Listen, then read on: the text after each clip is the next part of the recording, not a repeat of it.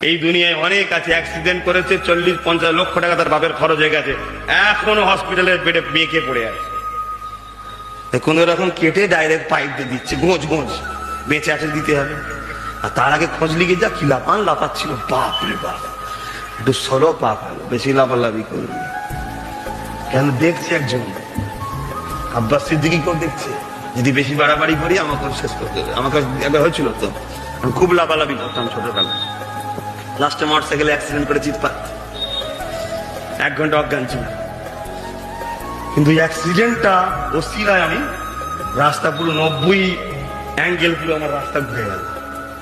আল্লাহ আমায় ভালোবাসো বলে একটা ঠেকিয়ে দিয়ে শুধরে দিল আমায়। কিন্তু যাকে ঠেকাই নেই সে ভাবতে হয়তো আমার কিছু হবে না। তুই ফেরাউন হচ্ছিস নি তো, তুই নমরুদ হচ্ছিস নি তো। কি ফেরাউন নমরুদকে আল্লাহ একবার ধরেছে, বারবার ধরে নেই। বারবার ধরলে তো কপাল ভালো, সুধরে যাবে, তওবা করবে কোনো কোনো, কি আল্লাহ ভুল করে ফেলেছে, লাইফ ভালো তো। এখন অনেক ছেলে আমার কাছে প্রায় জুম্মায় রোববারে যাচ্ছে, কি হয়েছে মাথাটা কাজ করছে কেন, একটু কিছু বলে ফেলেছিলাম, একটু মাফ করবেন। আমি তোর কপাল ভালো, তোর মাথার উপর দিয়ে যাচ্ছে, তোর কপাল ভালো মাথার উপর দিয়ে যাচ্ছে। যদি মরণের আগে না আসতিস তুই জাহান্নামে যেতিস, তোকে আল্লাহর রাস্তায় মাফ করে দিলাম। বলুন এটা আমাদের দায়িত্ব। যত বড়ই ভুল করুক, কে যদি একবার এসে বলে মাফ করে দেন, মাফ করতে হবে, এটা আমাদের দায়িত্ব।